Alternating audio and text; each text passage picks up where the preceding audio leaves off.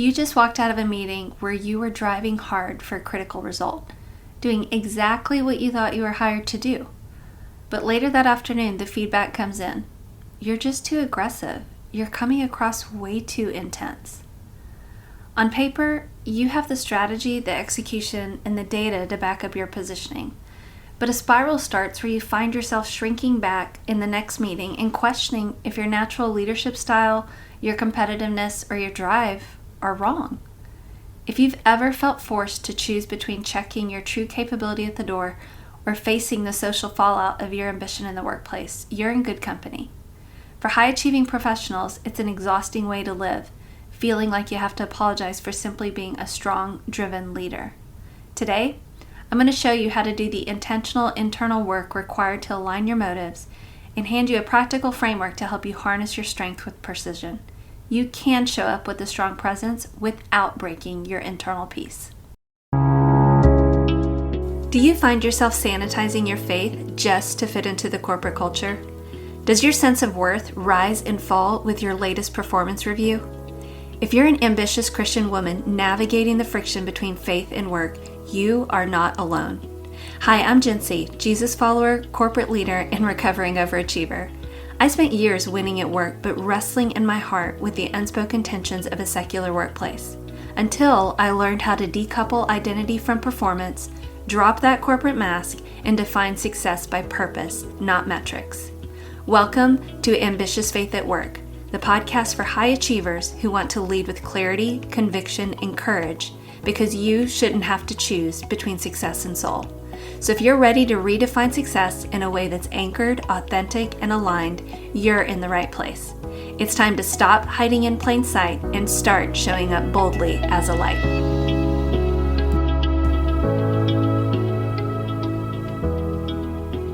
Before we dive in, I just want to say a huge thank you for being here. This show is for you, and I love connecting with you directly. So email me at hello@jencymayer.com, and my email address is also in the show notes below. Send me the leadership questions you're navigating or the topics that you want to unpack next. And if what you're hearing resonates with you, please hit follow and leave a quick rating and review on Apple Podcasts. It only takes a few seconds, but that small action has a big impact. It really is the best thing you could do to support the show and to help ensure that other high achievers are able to find this community. Now let's dive into today's episode. Welcome back to the Ambitious Faith at Work podcast. I'm so glad you're here today. I'm your host, Jency, and today we are continuing our ambition series. Last week in part 1, we answered the question, is my natural ambition inherently selfish or a God-given gift? And we learned through the story of Joseph that your ambition and faith can coexist, and that your drive is by design. If you missed it, I encourage you to go back and listen to it. So in this week, in part 2, we're tackling a question many high achievers wrestle with. How do I bring my full presence into a meeting without overfunctioning or breaking my peace? And is it okay to be a strong woman? I want to take you back to a specific moment in my own corporate career. I was sitting in a meeting, driving hard for a critical result, but afterward the feedback came in. Hey, that felt a little intense and may have been a little defensive. That feedback sent me into an immediate spiral. I felt pretty defeated because the goal was to really educate the executive in the room who was operating from an incorrect and incomplete fact base and then position what we needed to do and why. I saw others coming across really strong in meetings and was wondering why it wasn't okay for me to follow suit. So I found myself shrinking back and questioning if my leadership style and my drive were wrong. When we face that kind of feedback in the workplace, we're dealing with the real social fallout of our ambition. But I'm here to tell you, it's okay to be a strong woman. Your drive is not a mistake. And that high pressure you feel when navigating those corporate dynamics, that's exactly the kind of environment Queen Esther had to navigate inside King Xerxes' court. She is a brilliant example of how we can show up with strong presence without breaking our peace. We're going to unpack the 2 strategies she used today, and I'm going to give you 2 tools to help you implement them. The story of Esther is found in the book of Esther in the Bible. It's really chapters 1 through 10, and it's a great read. But for those of you who need a quick refresher on the story, Esther was a Jewish orphan that was adopted by her older cousin Mordecai. After the current queen was removed, Esther went through a long process and was chosen as queen, though she concealed her Jewish heritage. Things shifted a bit when Haman, who is the king's advisor, secures a royal decree against the Jews. So Mordecai, her older cousin, urges Esther to intervene with the king. But Esther's immediate response is fear and self-preservation. She explains to Mordecai that approaching the king without an invitation carries a mandatory death penalty unless the king extends his golden scepter. She was highlighting the extreme risk of fulfilling Mordecai's request. But Mordecai delivered the truth to her. He warned Esther that her royal status would not save her from the decree, and suggested that she might have become queen specifically for this moment, to save her people. So after a 3-day fast, Esther made her choice, and she famously declares, "If I perish, I perish." And ultimately she approaches the king, she exposes Haman's plot, and saves her people. Now make no mistake, Esther operated in an absolute den of massive egos and volatile politics inside King Xerxes' court. She had immense leverage and a powerful voice, but she had to learn exactly how and when to deploy it. She modeled the 2 shifts we'll discuss today. The first is really fixing our internal motives so that we can move on to mastering our external strategy.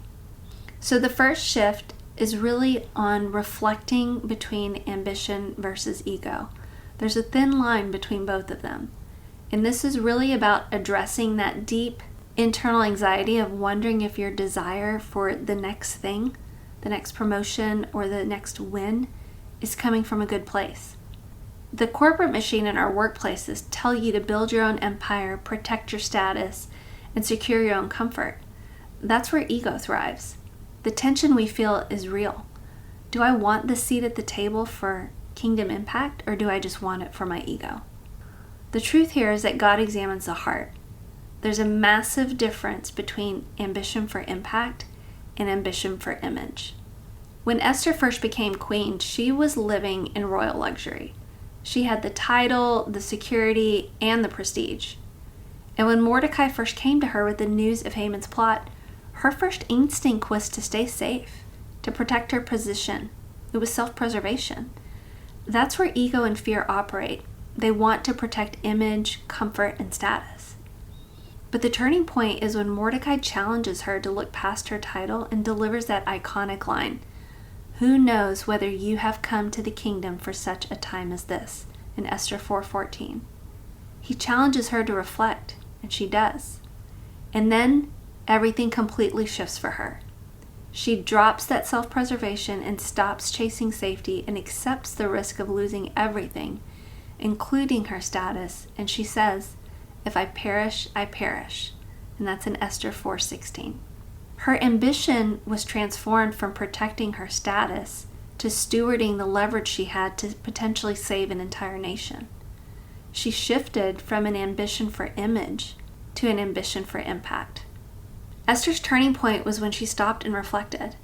And I think we can do the same thing today to separate image from impact in our own career. We need to answer the question, what's my why? There's a tool that's used in workplaces. I think Toyota pioneered it. It's called the 5 Whys. It's a real simple framework for root cause analysis so that you move away from treating symptoms, but you go deeper and fully understand the real root cause so you can make enduring changes that have impact. We can use this same tool to evaluate our motives. Let's walk through an example of how this could work. Imagine 2 high-performing, incredibly capable women sitting in the exact same corporate role. Both of them are aiming for the exact same milestone. They both say, "I want the VP title." And then you ask them why. And they both give the corporate answer, "Because I want to lead the department strategy." So on paper, they both look identical. But when we peel back 3 more layers of motive, we see the difference. So let's start with leader A first. So why do you want to lead the department strategy? "Because I want final authority so people can't overrule my decisions." Okay, why is that authority so important to you? "Because I feel like I constantly have to prove my competence to senior leadership." Okay, and why do you feel you need to prove it? "Because if I don't hold the title, I'm afraid I'll be overlooked, undervalued, or ignored. So let's look at where that fifth layer landed. It was about validation and control. Leader A isn't chasing the VP seat to build the company. She's using the VP title as a shield to protect her ego. That's ambition anchored in image. Now let's run those same questions with Leader B. Same goal, but an entirely different internal anchor. So Leader B had the same answers to the first questions on, I want the VP title because I want to lead department strategy. Okay, why do you want to lead department strategy? Because our current direction is burning out our top talent and stalling our performance. Okay, why does that matter to you? Because I have the capability and visibility to fix that breakdown and take care of our team. And why do you need the VP seat to do that? Because that seat gives me the scope and authority required to steward the budget, realign the team, and drive sustainable results. So layer 5 for Leader B is about stewardship and transformation. Her drive isn't about status, it's about stewardship. That is ambition anchored in impact. So the takeaway here is that holy ambition doesn't ask, how does this seat make me look? It asks, what capacities does this seat give me to serve, solve, and transform? Esther didn't leverage her position in the palace to protect her crown. She leveraged her position to save an entire people. When your motive shifts from defending your image to multiplying your impact, the environment changes, the guilt evaporates, your posture softens, and your execution becomes razor sharp. So when you find yourself driving for a hard goal, ask yourself, why do I want this? What's my why? And then force yourself to answer 5 layers deep, or maybe more, to get to the root motivation to discern if it's about image or impact. And keep digging until you move past the desire for comfort or prestige and you find the true impact that you can make with that leverage. When you strip away the desire for image, you free up your drive to be entirely about true, lasting impact. And doing heart work is hard work. And many of us high achievers do not pause or slow down long enough to do this. But I want to encourage you that reflection often leads to revelation. You're going to see something or find out something about yourself that you did not know before, because reflection leads to clarity. So when Esther did this heart work and got clear on her motives, she didn't lose her edge. She found her focus. And once you clear the ego out of your own driver's seat, you're finally free to walk in and own that room without breaking your peace. It means you're positioned to deploy your strength with precision. So that brings us to our second shift. If we've done our internal work, we now translate that internal shift into our daily execution. So the second shift requires us to redefine meekness. So this is where we dismantle that corporate lie that Christian women must be passive, quiet, or weak, and we reintroduce biblical meekness as an asset. The tension is that many people mistake meekness for weakness or a lack of ambition. But the truth is that biblical meekness is strength under control. It's like a harnessed horse. The horse hasn't lost its power. The power has just been given a very strategic purpose. If you think of Esther's story, once her heart was aligned with impact, she had to execute. She did not mistake meekness for weakness. Instead, she modeled true biblical weakness and strength under control. She harnessed her intelligence. She orchestrated 2 very strategic banquets. She exercised flawless timing and then deployed her full power at the exact right moment to dismantle Haman's plot. The tool she used was meekness. Meekness is a harness. It's not taking away a horse's power. It allows the rider to intentionally dial it up or down based on the circumstances. So for us, it's not only managing what we say and do, but also how we do that. So I want to share a simple 4-part framework that can help you operate in meekness. The framework is called PACE, P-A-C-E. So the first part, the P, is pause before you pivot. So when someone challenges your data or pushes your buttons, don't immediately unmute or speak up. force yourself to have a physical 3-second pause. The reason we want to do this is in workplace environments, the person who speaks first out of emotion loses leverage. A deliberate pause signals total composure, emotional intelligence, and absolute control over the room. When faced with a crisis, Esther didn't instantly react or rush to the king. She fasted, she waited, and she gathered information before making her move. So the P is to pause before you pivot. The second part of the framework is A, assess the landscape. This is about looking outward and analyzing the dynamic around you. You're reading the room or you're diagnosing the room and you're asking yourself the question, where is the friction? Is this meeting stuck because people feel defensive? Are they missing data? Is there a lack of ownership? Is there misunderstanding or confusion? You're playing detective. Esther didn't just barge into the inner court screaming. She assessed the king's plan, his mood, and Haman's positioning and influence and that legal decree.